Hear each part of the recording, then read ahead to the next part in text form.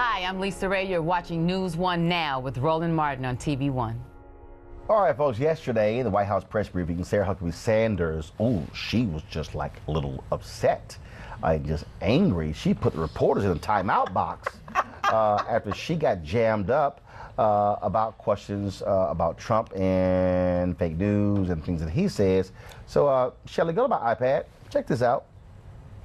Acted quite angrily over the weekend to a Washington Post reporter's tweet about crowd size that was quickly deleted. I'm wondering if you can help explain the discrepancy between the president's reaction to incidents like this, which he calls fake news and talks quite a bit about, and his silence on actual disinformation campaigns like Russia ran during the 2016 election to deliberately spread false information. Look, the president's simply calling out a very direct and false accusation lodged against him. There was nothing more than an individual trying to put their bias into their reporting, and something that frankly has gotten a little bit out of control. We've seen it time and time again over the last couple of weeks. A number of outlets have had to retract and change and rewrite and make editor's notes to a number of different stories, some of them with major impacts, including moving markets. This is a big problem, and we think it's something that should be taken seriously. I would just say, Sarah, that journalists make honest mistakes, and that doesn't make them fake news. But the question that when journalists make honest mistakes, they should own up to them. Sometimes. And a lot of times you don't. But there's a difference. There's a very big, I'm sorry, I'm not finished. There's a very big difference between making honest mistakes and purposefully misleading the American people, something that happens regularly. You can't say, I'm not done. You cannot say, that it's an honest mistake when you're purposely putting out information that you know to be false, or when you're taking information that hasn't been validated, that hasn't been offered any credibility, and that has been continually denied by a number of people, including people with direct knowledge of an instance. This is something I'm speaking about the number of reports that have taken place over the last couple of weeks. I'm simply stating that there should be a certain level of responsibility in that process. This was not, Brian, I called on Jim. This is not the line of questioning that I was going down, but can you cite a specific story that you say is intentionally false, that was intentionally put out there to mislead the American people? Sure. The ABC report by Brian Ross, I think that was pretty misleading to the American people, and I think that it's very telling that that individual had to be suspended because of that reporting. I think that shows that the network took it seriously and recognized that it was a problem. Sarah, Jim? Okay, so here's the deal here. At a rally last week, Friday, in Florida, Donald Trump actually said, hey, see, you saw these black guys, blacks for Trump. And then said, black home ownership is at an all-time high. That's what he said. Lie. It's a lie. He straight lied. Now, in her statement, Sarah Huckabee Sanders said that people shouldn't mislead. They should present the facts, and then if they don't, they should correct it. Well, last night, I sent an email to the White House. And I sent the email to a variety of individuals. See, that way, I don't send to one person because, one person says, I didn't get it. So that they can just lie. So just so y'all know, I sent the email to Hope Hicks, Mercedes Helen Farrar, Mercedes Schlapp, Kellyanne Conway, Hogan Gitley,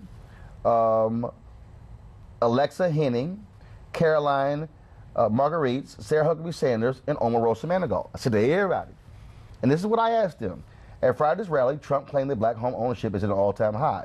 Where's the evidence of that? I had the Black Real Estate Group on my TV One show today, and they said that simply isn't true. Today it's 42%. The high was 49.2% in 2004. So can any of you provide me with the backup for this claim? And if it is wrong, will it be corrected? This is a vital issue for my audience and me personally, and it certainly grabbed our attention. Please advise. Now, here's the deal.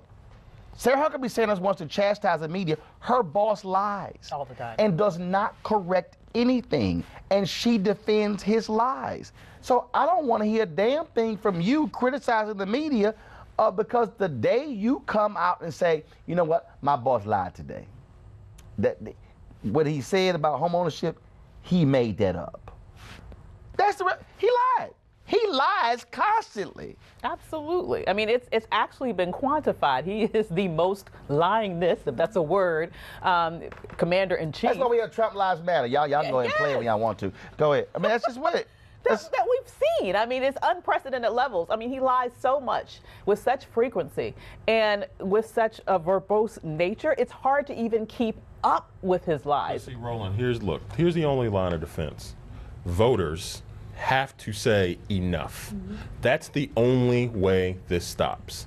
He's lied his way all the way to the White House. He lied his way to the top of the real estate market in New York. He's lied his way through the headlines for the last 20 years, and now he's lied his way to the White House. And the only way it stops is if voters today in Alabama and in 2018 and in 2020 say enough, no, get out of here.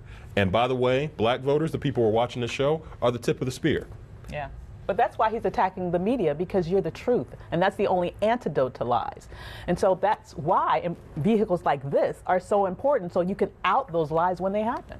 First of all, I hope. And first of all, we were first to call them lies. Yes. I remember, Jake Tapper said something like, distorted truth or mischaracterization. No, dog, it's like, and he got mad. He got mad when I tweeted. It's like, dude, just call a lie a lie. Yeah. And then he just went on this whole Twitter rant. I'm like, dude, wake the hell up. Call a lie a lie. And then early on, Trump's presidency, I said on ABC this week, can we stop playing this? These are lies. I said, then they're like, well, no, a lie is when that the person is making it up, their motive. No, like I said, if I came home late and I started lying, my daddy would not say, well, son, you mischaracterized what happened. He was like, that's a lie. Keep lying to me, we'll see what happens. He just cut to the chase. Karen, go ahead. So, first of all, I hope someone from the White House responds to your email and comes on this show tomorrow to answer to that inquiry. Child, they ain't come on. I've been trying to get them to come on by the federal health exchanges, and I've sent about 7, 8, 9, 10 emails. That's not happened. I even asked them to book the brother who's over the HBCU initiative. That ain't happened. They won't even book the brother who was the U.S. Surgeon General. That ain't happened. Wow. So don't even expect that to happen. But the second thing, too, is he's also the master of manipulation. He uses Twitter to drive the media narrative. So when he gets caught in a lie or when he gets caught with a deception, he'll put a tweet out and the media runs after that tweet, and it's great distraction. So we're not focused on the issue that just happened or the issue we should be talking about. We're so busy focused on the distraction tweet he put out in the media. So he, sadly, we have to get smarter and say, we're not going to be distracted by this. We're going to stay focused on the issues and also hold people accountable. Like, I don't want to hear about you're upset about fake news. I want to talk about this issue that you lied about black home ownership.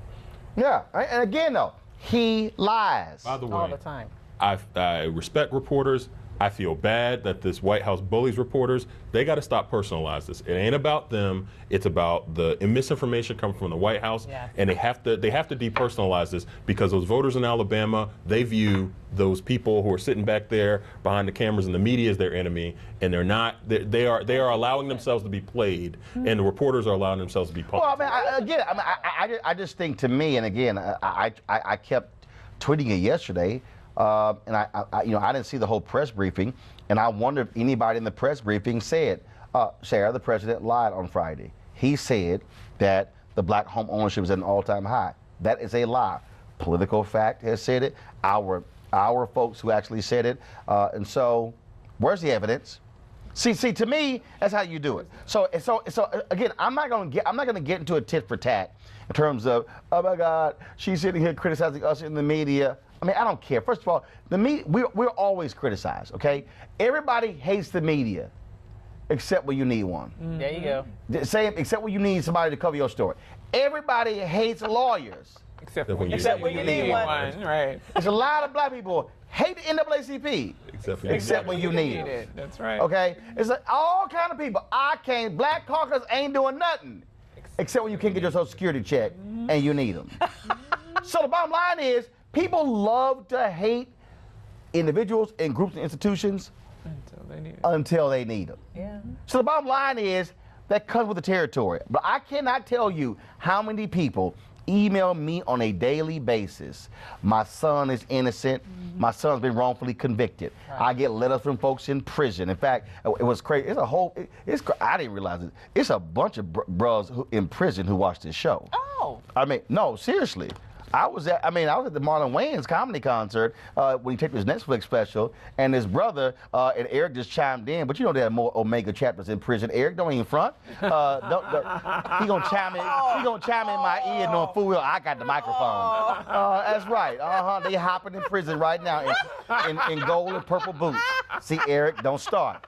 But this brother came up to me. He said, "Man," he said, I just got out, did 5 years. He said, my cellmate turned you onto my show. Turn me onto your show. He said, I got through prison watching TV One's NewsOne Now. I was like, That's powerful. wow. Really powerful. I mean, again, and that was the second brother who did it. And so, but again, but you have folks who they're lying. And so, if all these folks are reaching out saying, I need help, when people say, I hate the media, yes, until you need something. Here's the danger with this administration, though. We are making a slippery slope. We're on a slippery slope from democracy to dictatorship. Okay, what he is doing is he is trying to create a narrative that the only truth is whatever he says, whether or not it's true. And so he's attacking the media, he's attacking law enforcement, the FBI, he's attacking the judges, he's attacking the judicial system. He wants to have unique control over this entire government, and that is very, very dangerous. And we can't, and don't forget that fool who was interviewed, that brother, well, why had to be a brother from Jamaica, who said if Jesus Christ returned and said that Trump wasn't telling the truth, I would say, hold on, let me go ask the president. Yeah. Oh my Lord. Hashtag team whip that ass and pay him a visit. You can pay him a visit. Weekdays on TV One. I will never lie to you. Oh my God. Roland Martin. He doesn't want to talk to us. He wants to ignore us. Uncensored. Hell no. That ain't gonna cut it, boo. Unapologetic. No, that is fundamentally false. You are wrong. Unfiltered. He wants an America where we all look alike. He ain't talking about black people. Unrelenting. You better go work out, because you got a fight on your hands. NewsOne Now with Roland Martin. Weekdays at 7 a.m. on TV One.